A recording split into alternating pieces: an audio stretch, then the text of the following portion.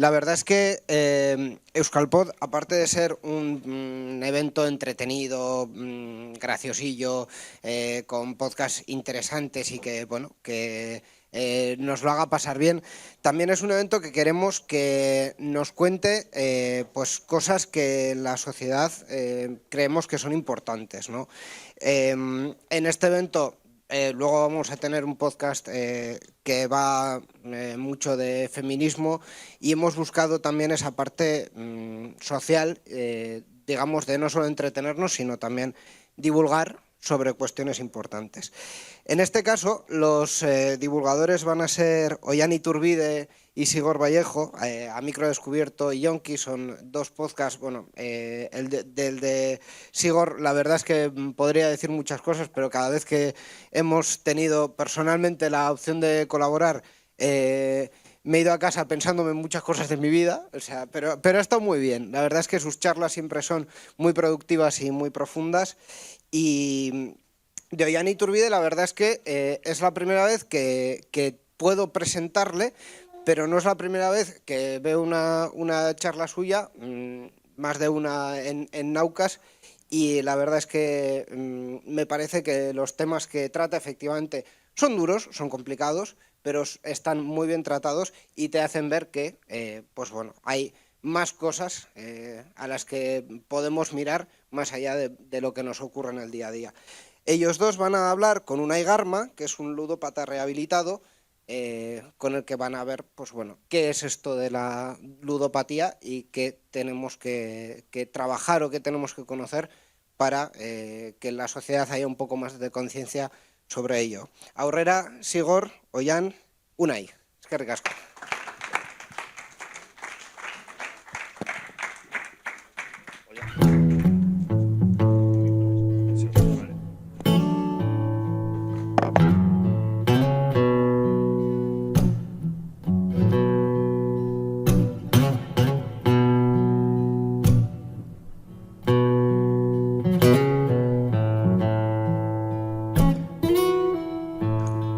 Hola a todos y todas, bienvenidos, bienvenidas y, joder, pues hemos llenado la sala, Ollán.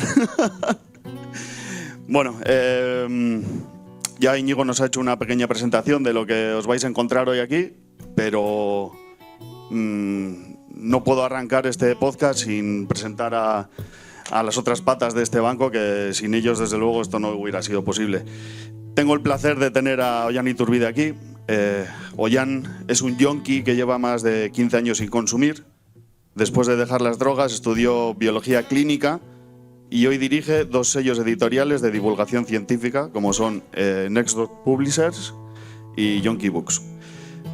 Bueno, Ollán y yo nos conocimos de casualidad cuando le pedí una entrevista para este podcast. Amablemente dijo que sí y, bueno, no sé exactamente qué es lo que ocurrió en aquellas oficinas de Iruña donde nos reunimos, que ambos salimos diciendo que no iba a ser la última vez que hiciéramos algo juntos. Prueba de ello es que estamos hoy aquí. Ya lo hemos intentado alguna otra vez, pero no ha podido ser, ha sido un interruptus, pero hoy estamos aquí.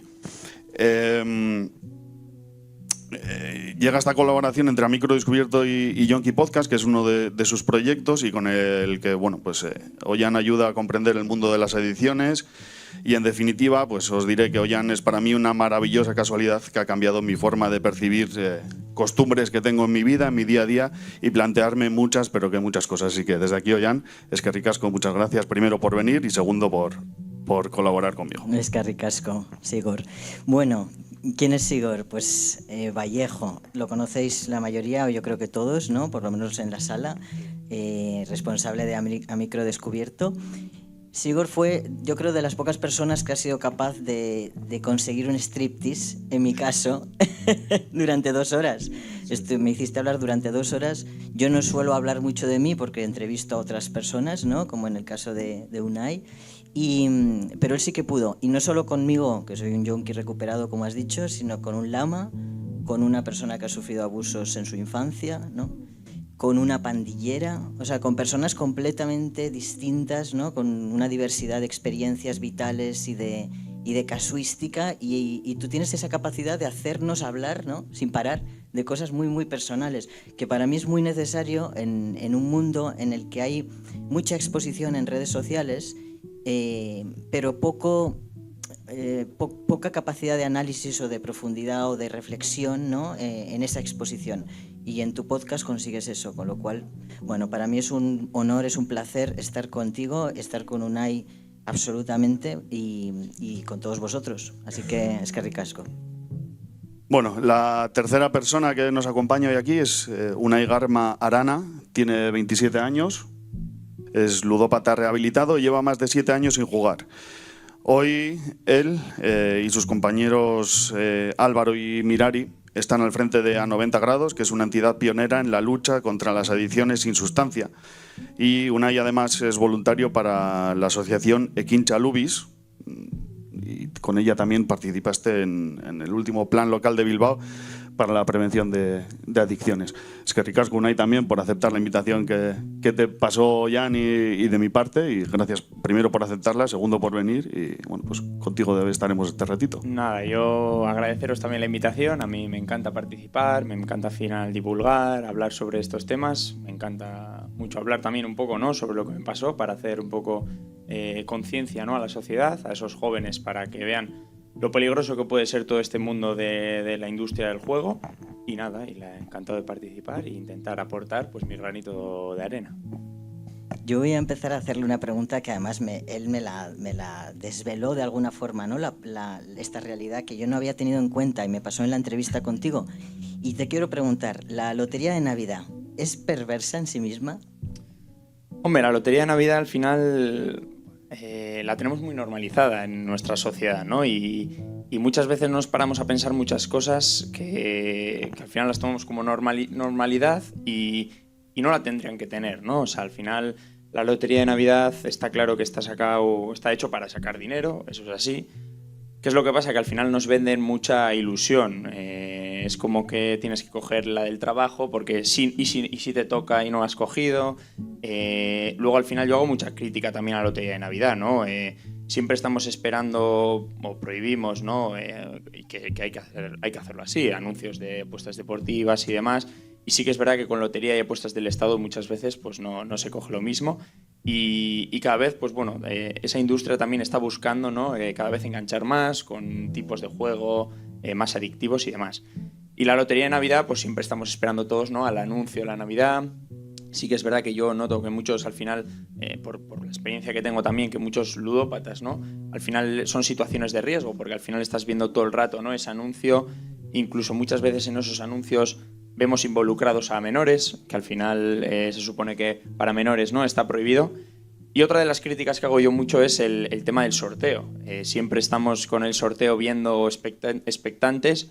Se supone que el juego de azar es para mayores de 18 años y las personas que están haciendo el sorteo son niños, ¿no? Entonces, muchas veces igual no nos paramos a pensar todo eso, que lo tenemos como normalizado, y es un poco reflexionar, porque al final si los niños lo ven y ven que al final también están, ¿no?, anunciando los números, las bolitas, los niños dicen, va, esto es algo normal, no tiene ningún peligro, ¿no? Y puede ser una iniciación, obviamente no todo el que juega, ¿no?, desarrolla este problema, pero puede ser una pequeña iniciación, ¿no?, porque la mayoría empieza con juegos presenciales a futuros problemas, ¿no? Yo imagino, Unai, que en tu casa, como en la de casi todos y todas, se jugaría a la lotería de Navidad. Entonces, la primera pregunta que me viene a la cabeza es ¿qué supuso para ti ver esa parte del juego en tu casa, ¿no?, en un entorno tan cercano? Sí, bueno, a ver, yo en casa yo siempre empecé, que están aquí también mis aitas por aquí presentes, yo empecé en casa echábamos la quiniela y la primitiva. Yo siendo menor de edad, yo 12, 13 años, al final hasta ahora ha habido mucho desconocimiento, al final es una adicción, digamos, no es nueva, pero sí que es verdad que se está dando a conocer ahora, ¿no?, mucho más.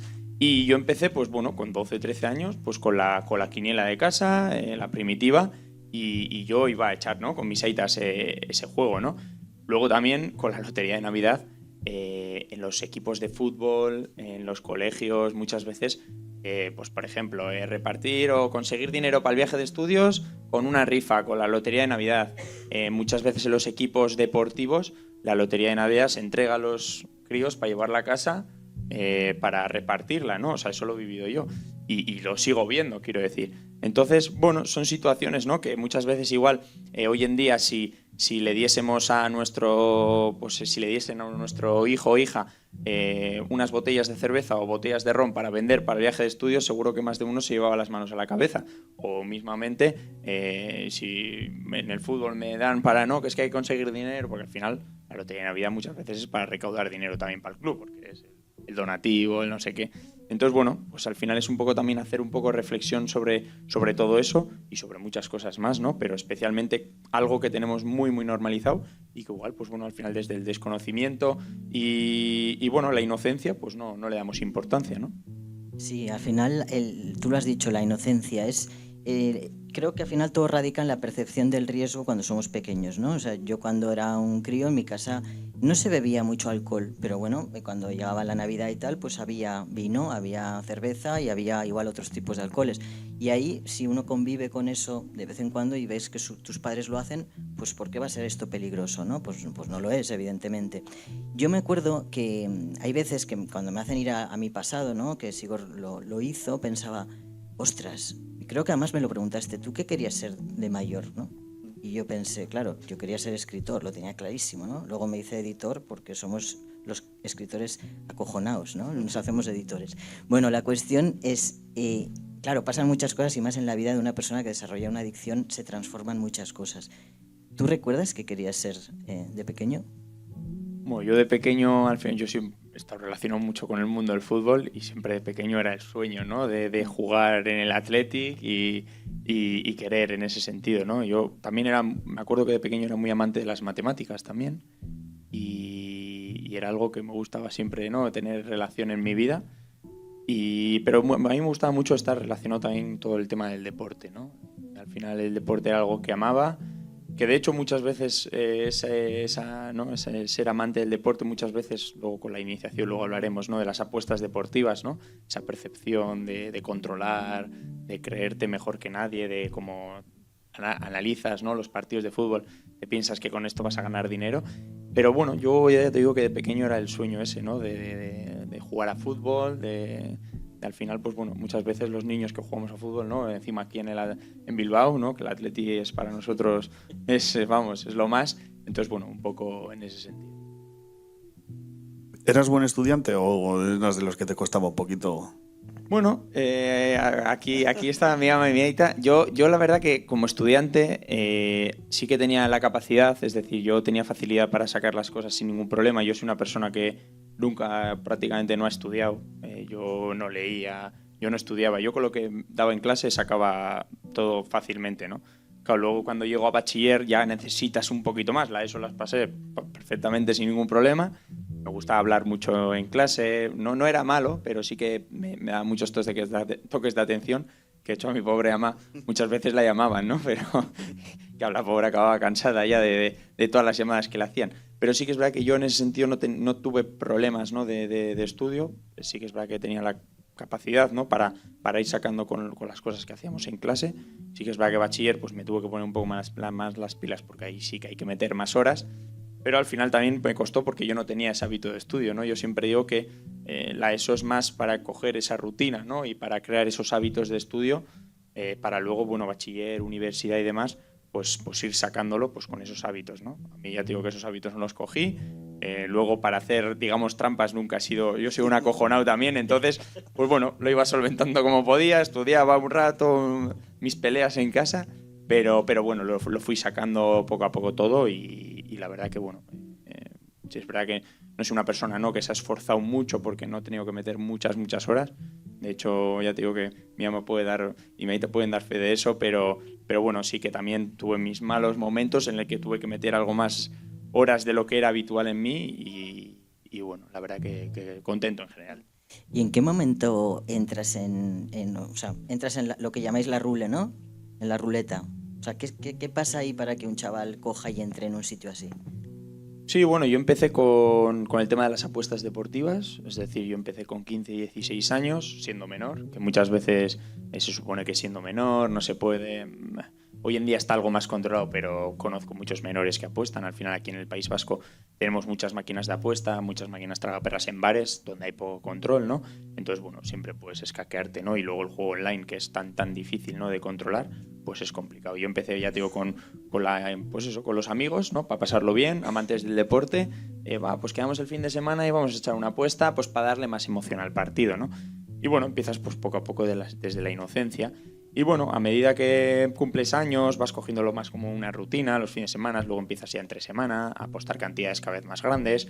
Y luego descubrimos un día el salón de juegos, que claro que ahí había de todo, pues apuestas para máquinas de apuestas y la ruleta, ¿no? Un juego que es muy común entre los jóvenes, que al final muchas veces me acuerdo que quedábamos, ¿qué? ¿Hoy vamos a la ruleta? O sea, el plan era ir a la ruleta y luego ya veríamos lo que hacíamos, ¿no? Entonces, bueno, al final es esa parte, ¿no?, adictiva, esa ilusión de ganar dinero, y así empiezas, ¿no? Ya te digo, con esa ilusión de ganar dinero, de pensar que lo tienes controlado. En ese momento seguramente lo tendría controlado, no tenía ningún problema. Y bueno, al final era un poco para sacar algo de dinero y también yo siempre lo he relacionado pues para ser como el más gallito un poquito, ¿no? Al final yo sé más de deporte que tú porque he adivinado no sé qué, la ruleta yo tengo una táctica perfecta porque si sale el 2, luego el no sé qué y tal. Te montas unas películas que son terribles, ya te digo que cada uno tenía su película, ¿no? Y cuando salía, te he dicho, ¿no ves cómo funciona? No sé qué, o sea, imagínate. Pero ya te digo que entre los jóvenes es cada vez más común, ¿no? Y en mi caso, pues ya te digo, luego cuando cumples los 18 ya entras dentro de la legalidad y ya te digo que empieza más, pues eso, en tu día a día, en la necesidad, ¿no?, de apostar a cualquier cosa, porque empiezas apostando a deportes que conoces, fútbol, baloncesto, tenis, que yo me encantaba y veía mucho, pero luego ya siempre cuento que apostaba a cualquier cosa. Yo me levantaba antes de ir a la universidad a las 8 de la mañana para ir al salón de juegos que sabía que estaba abierto. Claro, a esas horas, ¿dónde hay deporte? En Asia. Pues nada, pues a lo que había en directo, partidos de baloncesto en Australia, ping-pong en China, badminton tailandés, galgos, a todo lo que había por ahí yo le echaba, ¿no? Entonces al final era esa necesidad muchas veces ya de, cuando estás dentro de la adicción, ya muchas veces era jugar para recuperar dinero, porque al final empiezas a tener deudas. Yo también robé dinero en casa, entonces pues bueno, era esa necesidad, ¿no?, de necesito porque es que se me está yendo de las manos y me van a pillar. En ese aspecto me interesa mucho saber, Ollán, ¿cómo te sentías tú cuando apostabas? Porque ahora dices, bueno, yo muchas veces jugaba para recuperar, pero cuando tú metías esa moneda o ese billete para recuperar, ¿cómo te sentías? Porque probablemente tú sabías que ese billete no volvería. Sí, al principio obviamente ya te digo lo que he contado, ¿no? Lo vives con emoción, lo vives con ganas, con ilusión, esa felicidad, esa adrenalina, ¿no?, que tu cuerpo pues le gusta. Pero sí que es verdad que ya cuando empecé pues eso, a tener deudas, veía que pues al final yo no dormía, al final empiezas a tener el rendimiento académico en la universidad baja, el rendimiento deportivo también, yo jugaba fútbol. Entonces, pues bueno, ves que tu vida pues poco a poco se está como desmoronando en ese sentido, ¿no? Y sí que es verdad que yo al principio pues eso, jugaba por diversión, pero luego ya apostaba y yo iba con miedo. Es decir, yo sabía que si perdía me tenía que volver a buscar la vida para conseguir dinero, para robar más, para pedir a algunos amigos. Entonces muchas veces ya era una época donde yo iba a jugar porque necesitaba, no quería pedir en ese momento ayuda porque, bueno, creía que lo podía solventar y ya te digo, era al final vivir con mentiras, pues eso, al final con miedo a cada apuesta, o sea, ya no disfrutaba nada, ya las apuestas eran con miedo porque sabía que si no ganaba pues me iban a pillar dentro de no mucho, ¿no? Entonces, bueno, también te digo, lo mejor que me pasó en esos momentos fue no ganar, porque si hubiese ganado, seguramente hubiese seguido más y más, y a saber pues cómo se hubiese alargado o dónde hubiese acabado todo, ¿no? Claro, no sé si a ti te pasa, pero a mí me suele ocurrir que cuando cuento mi historia me dicen, anda, si no se te nota nada, ¿no? No tienes cara de yonki, ¿no? ¿Cómo es posible? Y tú no cumples el estereotipo social, ¿no? El estereotipo ya sabemos que es estereotipo, que no refleja la realidad, ¿no? Yo por eso insisto siempre mucho en el que la visibilidad es muy importante. Es verdad que la tiene que hacer quien sea capaz de sostenerla, porque eso no es fácil. Lo hablábamos antes, ¿no? Porque uno recibe críticas o se encuentra en situaciones muy, muy complicadas, ¿no? ¿Te ha pasado a ti? ¿Te han dicho, no se te nota, no pareces? Sí, al final, a ver, yo de hecho cuando, bueno, yo hice la rehabilitación, yo lo sabían pues una profesora mía de la universidad, un amigo al que le debía bastante dinero, mis familiares y luego mi entrenador de fútbol, no lo sabía nadie más, ¿no? Sí que es verdad que cuando ya acabé la rehabilitación y ya llevaba 2 años sin apostar, me acuerdo que de vez en cuando la asociación de Quinchalubis venían medios de comunicación pues pidiendo testimonios y un día dije, bueno, oye, a mí me apetece porque yo necesito, aparte que sé que a la gente le va a ayudar que alguien joven cuente esto, yo necesito que en mi vida la gente lo sepa, es decir, mi alrededor, mi entorno lo sepa, porque al final, bueno, yo veía que no estaba siendo sincero de todo con mis amigos, yo necesitaba contarlo y por mí, ¿no? Y aparte pues podía ayudar. Entonces, bueno, llegó ese día, lo conté.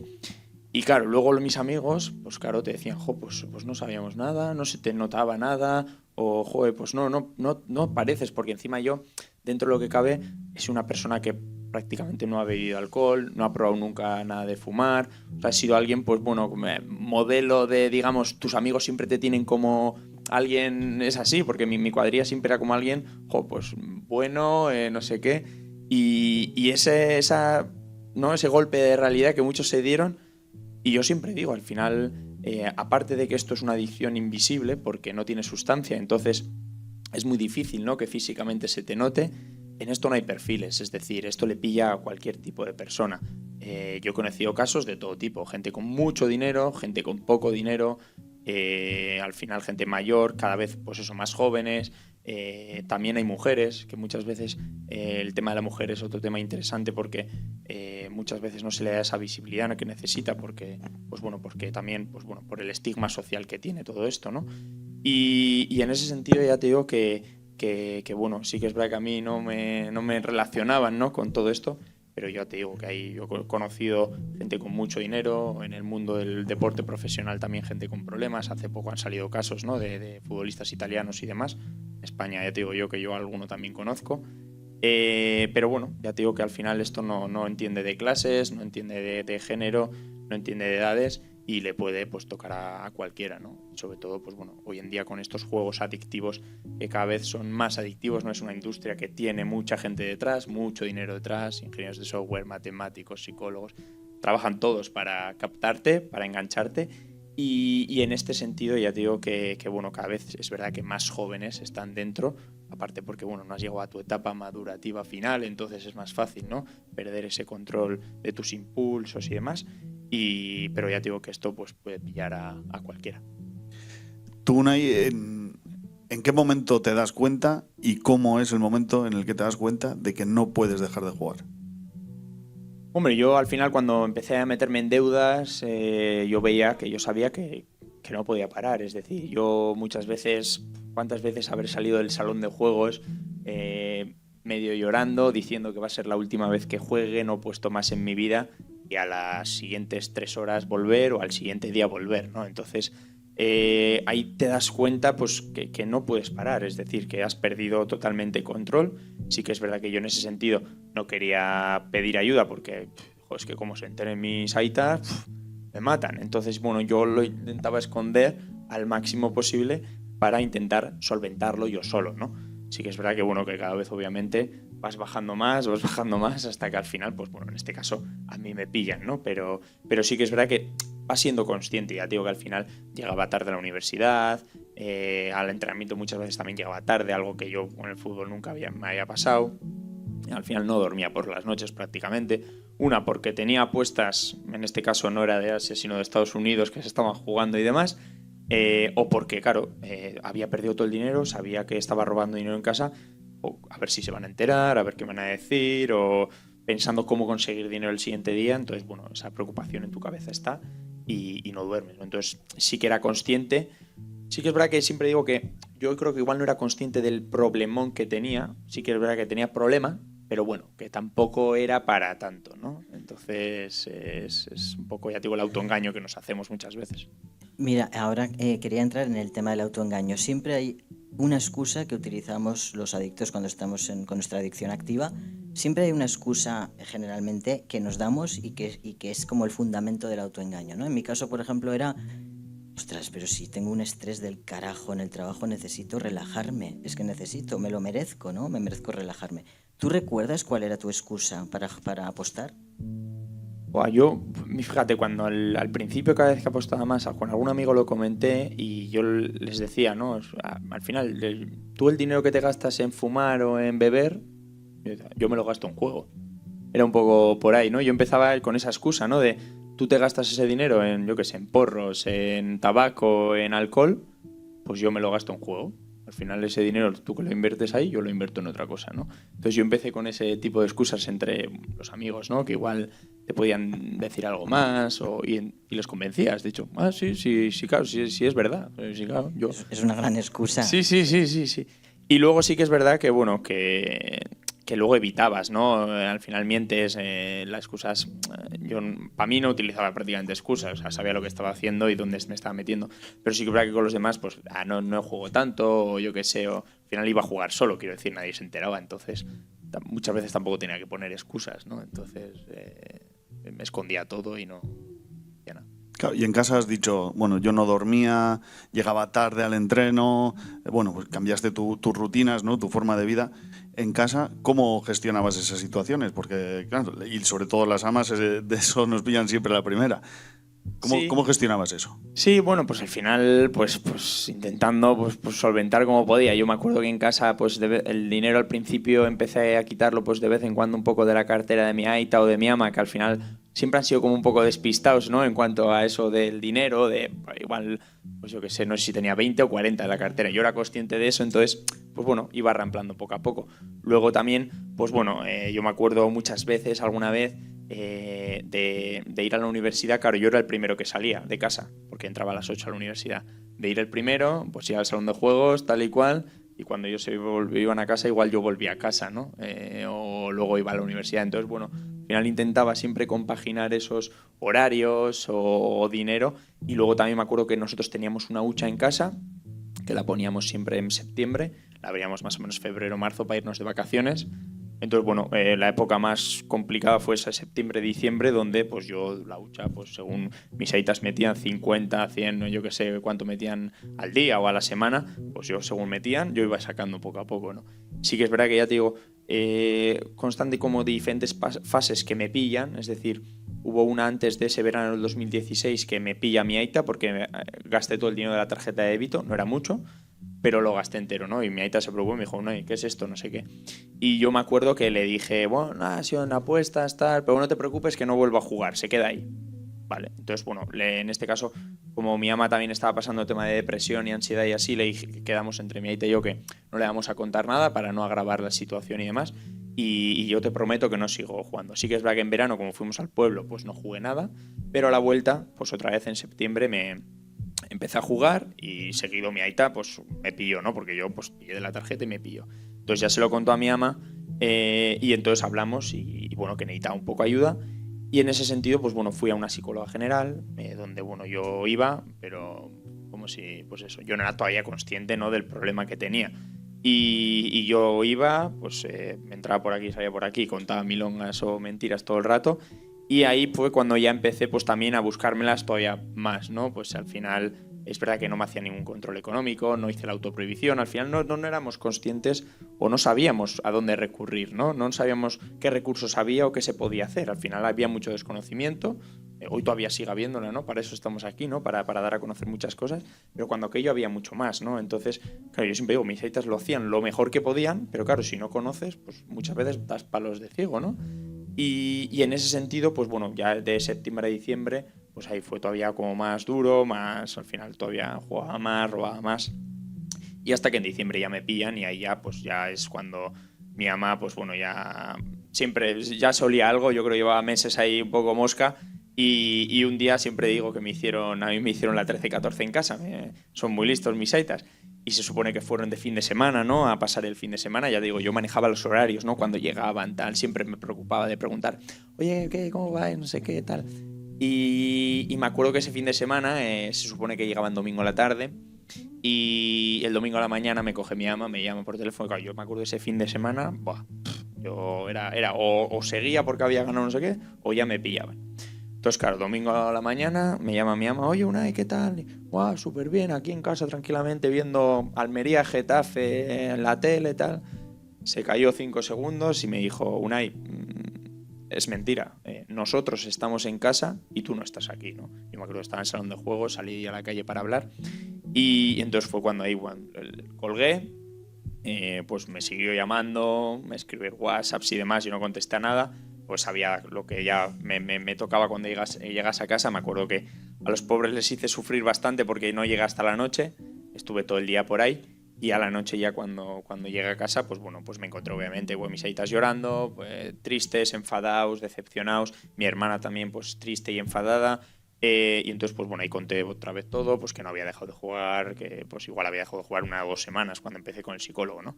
Y entonces pues bueno, ahí fue cuando pues bueno, ellos también todavía hicieron más esfuerzos, investigaron mucho más, encontraron la asociación Ekincha Lubis, que fue cuando llamaron para pedir la cita, que encima me acuerdo que mi ama no era capaz de llamar porque no podía, ¿no? Él era muy duro y en este sentido tuvo que llamar mi prima, ¿no? Para hacer esa primera cita, Oninche, que desde aquí también le mandamos un saludo. Y en ese sentido, pues ya te digo, llamó y entonces fuimos esa primera cita de acogida.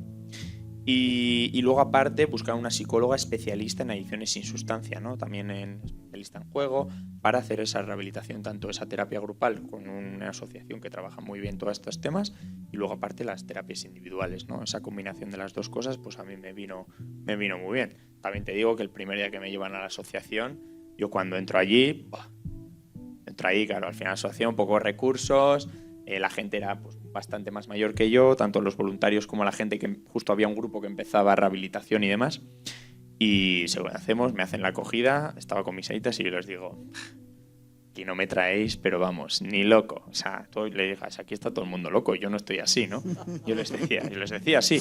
Y mis aitas vieron un poco el percal y, claro, me decían, pero vas a ir a la primera terapia grupal. Y entonces mi ama se puso seria y me dijo, mira, Unai, tienes 2 opciones. O te dejas ayudar, nosotros estamos aquí, nosotros te vamos a ayudar y te vamos a intentar apoyar en todo lo que puedas, pero tienes que poner de tu parte.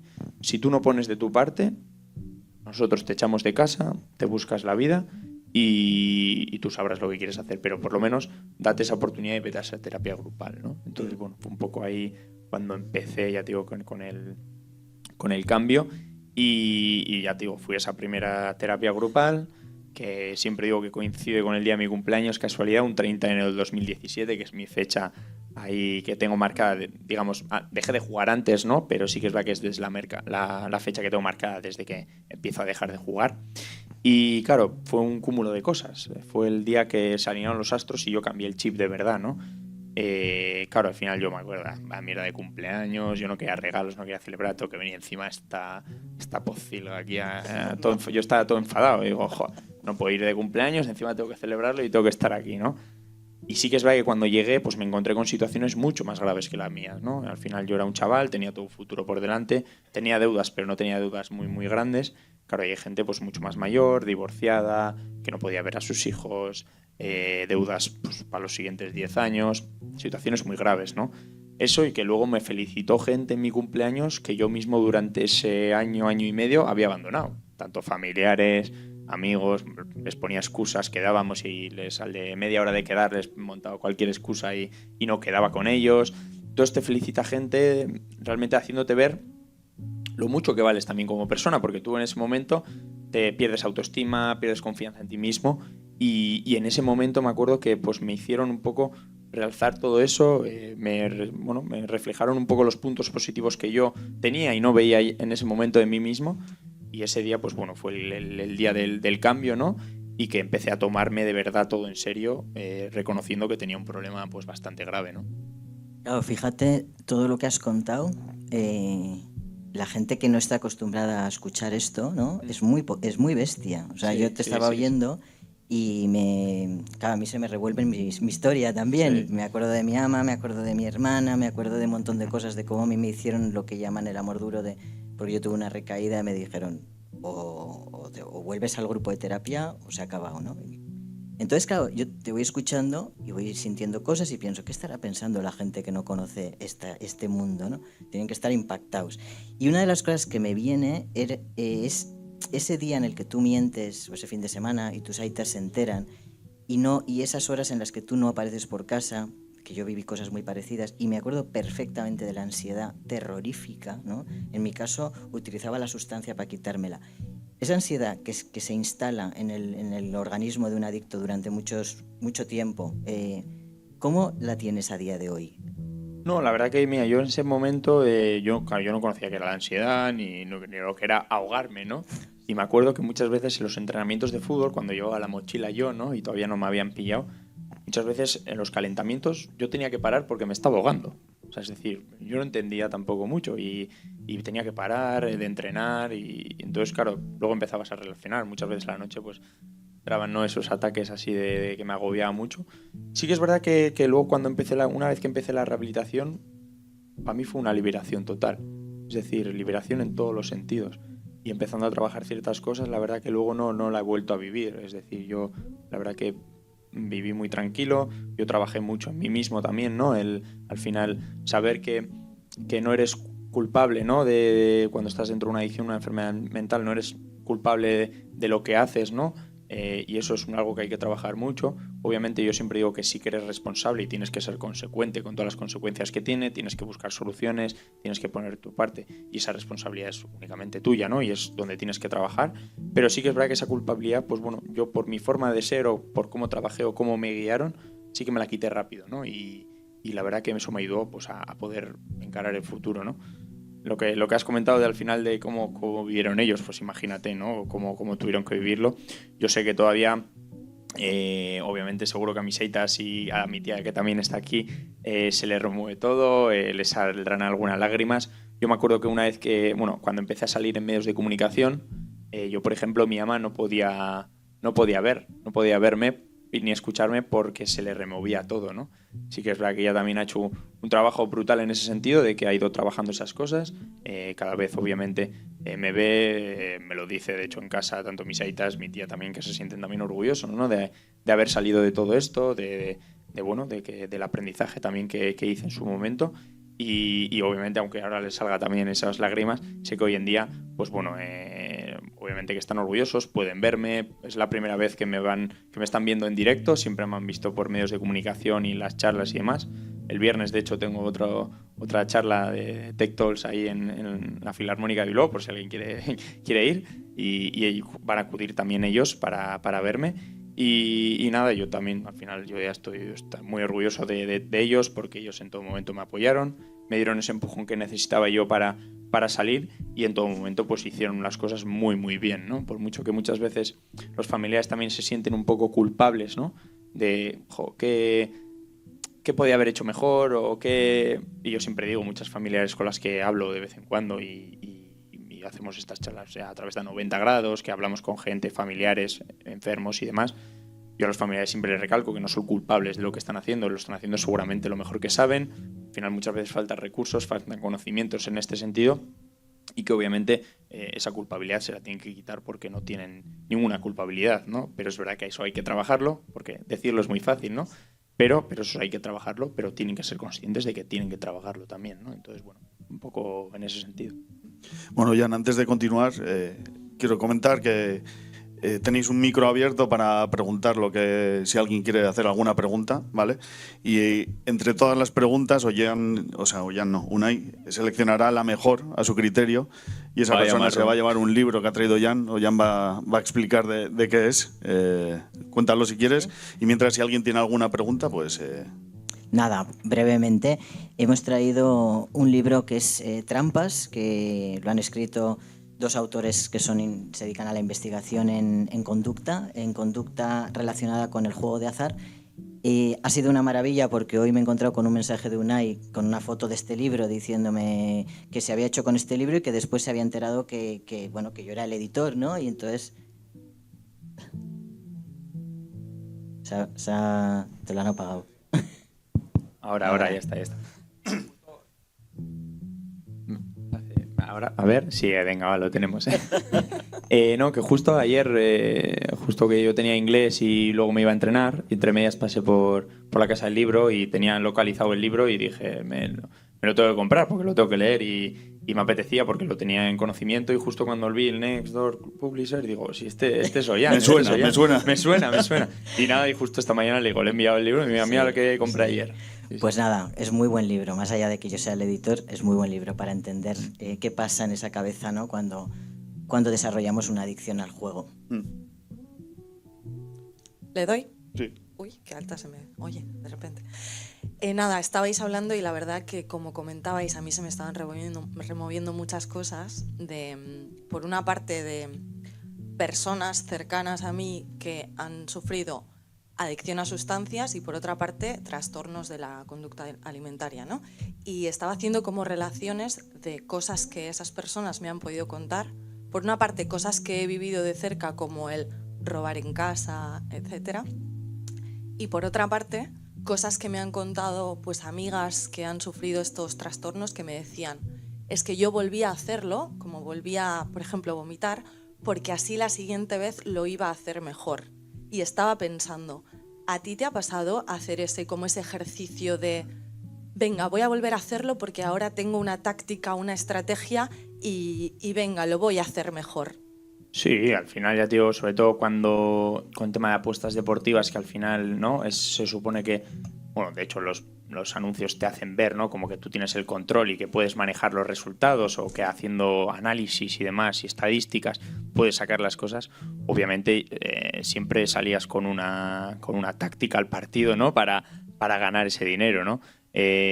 Sobre todo, ya te digo, al principio. Sí que es verdad que luego ya cuando estaba ya, digamos, más adentro de la adicción, ya ni tácticas, ni técnicas, ni partido, ni nada. O sea, era prácticamente apostaba lo que quería, lo que me salía en ese momento en directo, aunque no les conociese, no miraba nada, y era simplemente echar la moneda y esa adrenalina para ganar y recuperar dinero, ¿no? Sí que es verdad que al principio sí que, que sí, que esto lo he analizado, pero digo, muchas veces iba con las pensadas con unas apuestas, y cuando llegaba al sitio apostaba otras cosas, porque en el directo veía que salía otras cosas, ¿no? Y al final esos impulsos que no controlas, pues sí que salían en este sentido, ¿no? Pero ya te digo que, bueno, que al principio sí, ya digo que luego ya, como tenía el control perdido totalmente, ya era cualquier cosa, ¿no? Y era simplemente buscar esa adrenalina, ese recuperar dinero y salir del marrón donde estaba entrando, ¿no? Un poquito por ahí. Gracias por la pregunta. Vale, la mía relacionada con las apuestas deportivas.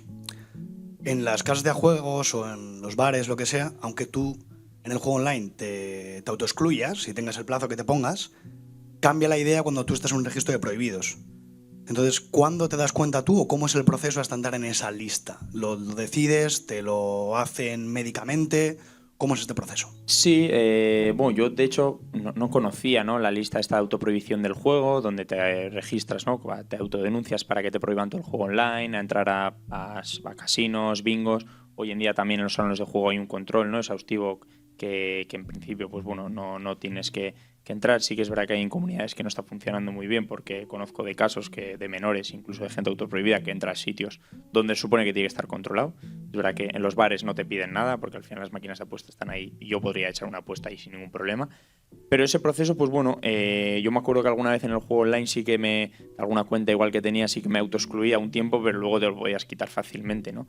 Pero esta lista de autoprohibidos del Ministerio de Consumo, que sacaron adelante y que lleva mucho tiempo, yo me acuerdo que a nosotros nos lo enseñaron y nos lo hicieron bien la asociación.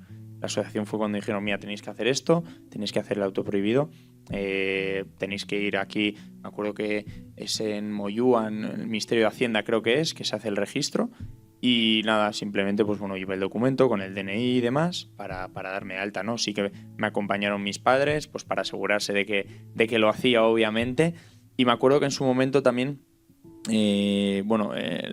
recomendaron en la asociación como que, o pensamos, o mis padres también, que se lo hiciesen, ¿no?, para que no poder utilizar su DNI también. Sí que es verdad que creo que al final no se lo hicieron. Yo pensaba que sí lo tenían hecho, también me engañaron por esa parte un poco. Mi ama lo tiene hecho. Que luego también al final hay que ser conscientes, bueno, esto ya lo hablamos hace no mucho, porque bueno, al final en mi casa sí que es verdad que la lotería de Navidad prácticamente ya no se juega, así que juegan pues de vez en cuando un poco, pero yo siempre digo, al final ellos pueden jugar, ellos no tienen ningún problema. Obviamente yo creo que muchas veces por respeto han dejado de hacer muchas cosas, ¿no?, por todo eso, porque ellos también lo han vivido. Pero sí que es verdad que cuando estás registrado en ese autoprohibidos, por ejemplo, mi madre no podría cobrar esa lotería a su nombre porque está autoprohibida, ¿no? Entonces, bueno, simplemente eso también para que lo sepa, porque ya lo hemos hablado en ese sentido. Y bueno, al final es un autorregistro que lo haces, que es de por vida, es indefinido. es decir, que está muy bien. Sí que es verdad que se puede, en principio a los 6 meses te lo puedes volver a quitar, es decir, yo podría ir ahora y quitármelo, no tengo ninguna intención de ir, pero bueno, eso es algo que igual habría que mirarlo, porque al final 6 meses es poco tiempo, hay mucha gente que pues para rehabilitarse necesita un poco más de tiempo. Entonces, bueno, ahí también pues bueno, habrá que un poco hacer una reflexión, hablarlo con los que haya que hablar para ver qué necesidad, ¿no? Ahí si una persona se supone que se ha registrado, pues bueno, en principio, pues bueno, que menos que yo entiendo, ¿no? Que se dé un tiempo que te lo puedas quitar, bueno, pero por lo menos que sea más largo el tiempo, en 6 meses al final. 6 meses prácticamente no has hecho la rehabilitación, pero no, yo tardé 1 año y medio prácticamente en rehabilitación. Hay cada persona que necesita más, menos, pero 6 meses yo creo que es poco y eso habría que un poco ampliarlo, ¿no? Pero bueno, tengo que ese registro. Mucha gente lo desconoce, ¿no? El autorregistro, el denunciarte, la autoprohibición de juegos. Si se pone en internet autoprohibición del juego en España, te aparece la FEJAR y demás, como los pasos a seguir para hacerlo. Y la verdad que algo que está muy bien, pero me encuentro muchas veces también con jóvenes por redes sociales en nuestro proyecto a 90 grados que nos hablan y demás, que muchas veces se piensa que con esa autoprohibición ya está hecho, todo hecho, y no se dan cuenta, ¿no? Luego al de un tiempo, gente que se pensaba eso te vuelve a escribir diciendo, oye, he vuelto a recaer y demás. Obviamente hay que complementarlo todo, hay que hacer todo, ¿no? La terapia, autoprohibición, control económico al principio, contarlo a tus familiares más cercanos, es un poco, ¿no? El Tetris, complementarlo con todas las piezas para salir de todo esto, ¿no? Porque no vale solo hacer la autoprohibición y no hacer terapia o no contar, no, yo solo puedo, yo... Ya te digo que la mayoría de casos que conozco, hasta que no lo cuentan y dan pues todos esos pasos, no empiezan de verdad con el cambio, ¿no? Entonces, bueno, es un paso importante y que mucha gente pues lo hace muchas veces por su cuenta. Sí que es verdad que yo lo desconocía, no lo conocía y hasta que no lo dijeron en la asociación, pues no lo hicimos. Sí, bueno, es una pregunta que es muy abierta y no sería de sí o no, pero directamente, brevemente, si prohibirías totalmente el juego, ¿no? ¿Y qué opinas de la hipocresía gubernamental, que también la vemos en el tabaco, ¿no? Que fumar es malísimo, pero te cobramos un impuesto. Pues con el juego lo mismo, ¿no? Jugar es malísimo, pero loterías ya puestas del Estado, ¿no? Y luego, por barrer para casa, en todo el tema de los videojuegos, últimamente con el tema de los sobres, las recompensas y tal, yo creo que los niños sí que lo tienen más difícil por el acceso económico, pero echa la ley, echa la trampa y todos podemos burlarlo. Pero, ¿cómo podríamos advertir, o si me preguntaran a mí, qué consejo podría dar para cómo luchas contra esa recompensa de dopamina que es tan fuerte, ¿no? Vale.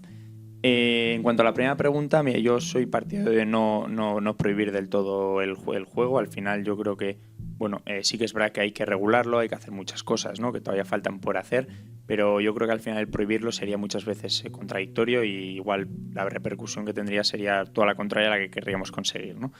Y en cuanto, bueno, al final obviamente pues hipocresía existe, quiero decir, o sea, hace poco sacaron la ley del juego nueva de Garzón, que hace poco la han echado, el Supremo la ha echado para atrás, sí que es verdad que no la ha echado para atrás del todo, simplemente algunos artículos, ¿no? Como el tema de que lo puedan publicitar otra vez de nuevo los famosos, que aparezca más por redes sociales y plataformas digitales, de nuevo los bonos de bienvenida y demás, que eso pues bueno, parece que se va a poner otra vez en marcha.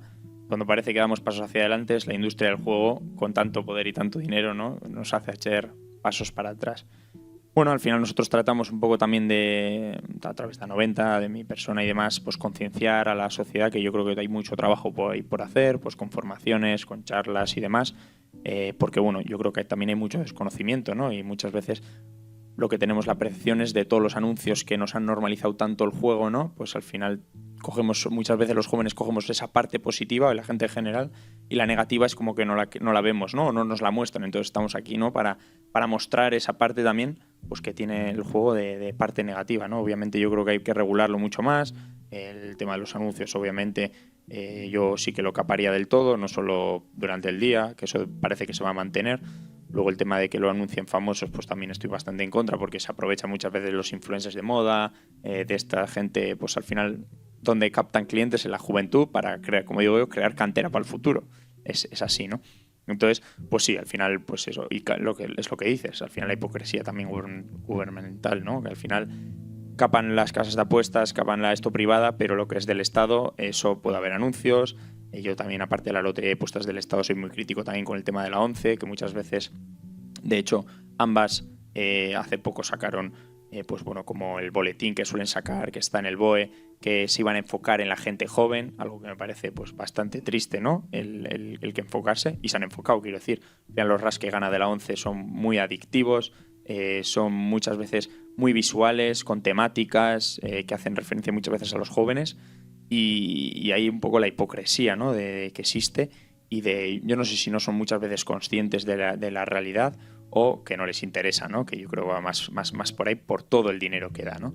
Y luego en cuanto a los videojuegos, nosotros también trabajamos un poco todo el tema del uso responsable de los videojuegos, porque sí que es verdad que nos estamos dando cuenta que cada vez los videojuegos, ¿no? Yo siempre digo que, obviamente con excepciones, pero está como más ludopatizados, ¿no? Porque dices, ¿no? Los loot boxes, al final las cajas botín, ¿no? En muchos juegos, ¿no? Que al final está implementado todo eso, donde muchas veces las familias, esto como recomendación, muchas veces metemos la tarjeta para comprar algo y la dejamos metida, y luego nuestros niños compran sin querer muchas cosas. Es decir, ahí hay que tener también mucho cuidado.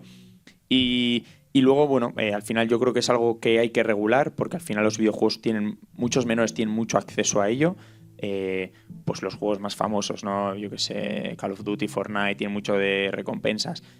Algo muy famoso también en el fútbol, con FIFA Points, los sobres, que eso es puro juego de azar, porque es comprar y te toca una cosa o te toca otra, o sea, quiere decir un juego de azar.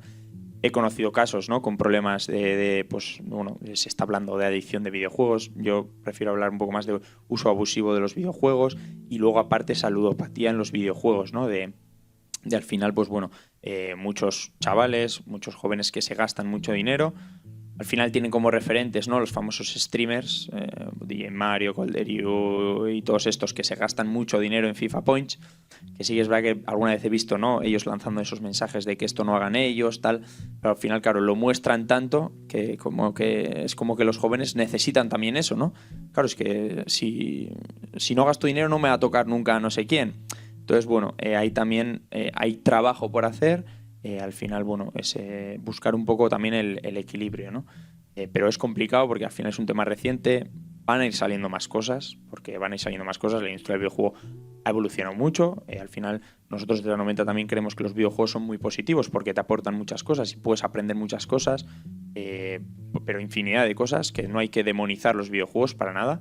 De hecho, yo estoy muy a favor de los videojuegos. Sí que es verdad que hay que formar, hay que cuidar todos esos detalles, pues bueno, pues sobre todo para familias que desconocen mucho todo esto, muchas veces también demonizan también el videojuego por culpa de esas excepciones o de esos problemas que hay, ¿no? Entonces, bueno, un poco por ahí. Quique, ya para acabar. Bueno, mira, yo, bueno, oyéndote me veo muy reflejado en ti porque he tenido un problema similar, ¿no? Al tuyo. Sobre todo quería hacerte una pregunta de que si llegaste a pensar en más allá, ¿no? Por el juego, ¿no? En autodestruir tu vida, tu forma de pensar en ese momento de qué estás haciendo, y a decirte qué haces. Sí, a ver, muchas veces se te pasa por la cabeza pues el ¿qué hago aquí, ¿no? Al final estás destrozando tu vida, estás destrozando a familiares. Sí que es verdad que yo no tuve nunca pensamientos suicidas, pero sí que es verdad que cada vez me encuentro más casos, ¿no? de gente que al final, y yo en parte les entiendo, ¿no? Porque al final tú te ves, ¿no? En una situación donde no ves salida, no ves luz al final del túnel, ¿no? Y sí que es verdad que muchas veces, pues bueno, yo siempre digo, lo fácil es irse y ya está, ¿no?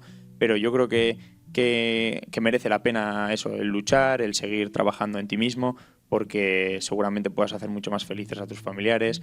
Ya te digo que hay mucha gente que conozco que ha salido de todo esto, que te agradece ese empujón que le diste en su momento, esa charla que tuvo contigo, o cuando en la asociación también viene de vez en cuando gente, ¿no? Agradeciendo a la asociación ese abrir los ojos que necesita mucha gente. De hecho, nosotros en el 90 grados el nombre viene un poco, ¿no? Por cuestión de perspectiva, que es la vida, ¿no? Muchas veces estamos siempre obcecados mirando a un sitio y simplemente con cambiar un poco de perspectiva 90 grados, ¿no? Ves la luz al final del túnel y ves empezar a buscar las soluciones, ¿no? Y hacer esos cambios.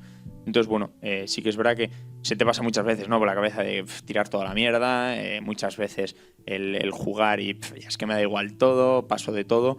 Y es verdad que esas cosas pues son habituales desgraciadamente, ¿no? Pero bueno, al final el seguir luchando, al final que merece la pena, que es un camino. Yo siempre digo que el camino es complicado porque nadie dice que sea fácil, ¿no?, salir de una adicción, pero que la tranquilidad que tienes es eterna y eso, vamos, es impagable, ¿no? Entonces, bueno, simplemente, pues bueno, a todos los que nos estén escuchando, el hacer esa reflexión pero te agradezco también la pregunta. ¿Espera, que tiene una pregunta o alguien? Sí, os robo una última pregunta, porque quedan 5 minutitos, pero bueno, sí que quería que hablásemos un poco del tema de los familiares, es decir, además por un caso personal muy concreto que he tenido que sufrir, ¿cuál es, digamos, la reacción o qué es lo que puede hacer un familiar en ese momento? Porque lo primero que te sale cuando quieres ayudar a alguien es una mezcla muy rara entre rabia porque efectivamente el familiar está pasando una situación muy difícil, pero es que además te ves sin medios. Entonces, por un lado, cómo reaccionar hacia esa persona y por otro lado, cómo apoyar a largo plazo, ¿no? Al final, bueno, creo que es muy importante, ¿no?, ese apoyo familiar, que aunque muchas veces sintamos, ¿no?, pues eso, rabia o enfado, que es importante pues dar ese apoyo, ¿no?, y mostrarle un poco que estás con él, obviamente, al final que él también tiene que poner, o ella tiene que poner de su parte, ¿no?, para salir, ¿no? Sí que es verdad que yo creo que incido mucho en ese apoyo, en obviamente informarse sobre qué es este mundo, dónde hay recursos, porque muchas veces igual intentamos hacer las cosas, ¿no?, sin mirar o sin informarnos. Entonces yo creo que es muy importante que esa familia también pues busque, ¿no?, esos recursos, que vea dónde hay, dónde salir de todo esto. Yo creo que el control económico también es una parte importante, es un proceso duro porque al final la familia tiene que estar como encima, ¿no?, y tratar como un niño pequeño, ¿no?, digamos al paciente. Esa parte yo creo que es importante. No sé si aquí mi ama querrá decir algo, si es capaz de decir algo como familiar, pero no sé si le puedes pasar igual el micro, le meto el marrón, pero sí, un poco es eso, ¿no? Es el buscar recursos, el estar ahí en ese apoyo, sobre todo también el no evitar hablar sobre ello. Yo creo que es importante el atajar el problema, porque ya te digo que muchas veces lo que queremos es pasar el problema y no preocuparnos mucho, ¿no? Entonces yo incidir mucho en eso, ¿no?, en ese apoyo, en estar ahí, en ser también un poco duros, porque al final no vale muchas veces estamos contigo y no, hay que también ser un poco en esa parte duros y sobre todo muchas veces el error que se puede cometer es pagar las deudas sin ninguna consecuencia. Eso es otra cosa que yo incido mucho, porque al final si yo tengo a alguien que me está pagando las deudas, no me hago responsable del todo. Sí que puede haber una parte que le puede ayudar económicamente y pagar ciertas deudas por pues diferentes situaciones, pero sí que hay que buscar un poco esas consecuencias, ¿no? El ir devolviéndole el dinero poco a poco. Yo me acuerdo que yo llegué a un acuerdo, ¿no?, del dinero que robé en casa. Y yo tenía, ya te digo, no estaba trabajando ni nada, y yo pues me pasé no sé cuánto tiempo limpiando los baños en casa. Al final, que hay una consecuencia, ¿no?, detrás de todo eso. A ver, vale. A ver, para mí esto es súper difícil porque es la primera vez que estoy así escuchándole a Unai en directo. Después de 10 años, pues es complicadísimo y de hecho todavía se me salen las lágrimas. A ver, cuando tú ves que tu hijo tiene una adicción, en un principio, sobre todo como es en el caso de Unai, que es del juego, es muy difícil entender que realmente es una adicción y enfermedad. Supongo que pues, con el alcohol o con las drogas puede ser lo mismo, pero en la sociedad, aunque ya sé que el tema de drogas y alcohol tampoco lo ven como una enfermedad, pero es como más, no sé, se entiende más si es visible. El tema del juego lo entendemos todos como un vicio, eso es lo primero. Y yo cuando veía qué es lo que estaba pasando en casa, no podía entender que realmente eso fuese una enfermedad. Entonces, lo primero que tenemos que hacer los familiares es realmente entender esa adicción como una enfermedad. Mientras no seamos capaces de ver que es una enfermedad y que no es un vicio, no podemos ayudar, eso está claro.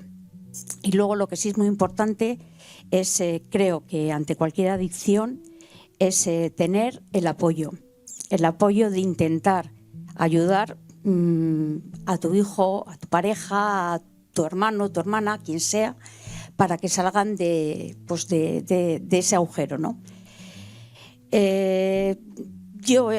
Nosotros con Maitas hemos hecho todo lo que hemos podido. También Unai tenía suerte de que nosotros disponíamos de los medios para poder acudir a sitios donde hemos tenido que pagar dinero y no todo el mundo dispone de esa oportunidad. Unai ha sido un privilegiado, pero bueno, y luego también un privilegiado en el sentido de que los Aitas y la familia no le hemos dejado de lado y hemos hecho todo lo que estaba en nuestras manos. No se me ocurre así tampoco mucho más que decir. Yo creo que es que lo has descrito perfectamente. Sí, y luego, bueno, pues que a nivel, para los familiares también es muy duro, porque Unai dice en una de las intervenciones que ha hecho, me he quedado con la cosa que dice, no, yo una vez de que entré ya en la rehabilitación y en Equincha, ya es como que él suelta la mochila, ¿no? Pero esa mochila la sueltan ellos, pero la mochila va para los Aitas y para los familiares. Y esa mochila es muy fácil, dice, no, yo me he liberado, pero no es que se liberen ellos, sino que te la pasan a ti. Y esa mochila la tienes tú. Y yo llevo 10 años con esa mochila y bueno, hoy puedo hablar con todos vosotros, es la primera vez que hablo y que cuento lo que hemos sufrido y lo que nos ha pasado. Pero es muy difícil, quitar esa mochila. A mí me ha costado, después de que Unai se rehabilitase, 5 años bastante mal. Y bueno, pues de momento tampoco me considero que estoy curada al 100%. Un aplauso, por favor. Ollán, vamos a ir cerrando. Necesitaríamos una hora extra, pero tenemos que ir a comer. Sí, yo básicamente quería darle las gracias a la ama de Unai, porque soy súper consciente de lo que ha dicho, porque yo tengo casi 50 años y mi madre, hace 15 años que me recuperé, pero he visto a mi mamá y bueno, que muchísimas gracias por haberte expresado así, me parece súper importante. Gracias Unai, por supuesto, gracias a Sigor por invitarme, porque lo he disfrutado un montón y por supuesto gracias a todo el mundo por venir. Por venir. Lo mismo, yo hago mías tus palabras, Ollán, gracias a ambos, gracias a todos los que habéis venido a acompañarnos aquí, la verdad que ha sido un lujazo, ¿no? Gracias Euskalpod por cedernos también este ratito, que si no morirían entre terribles sufrimientos.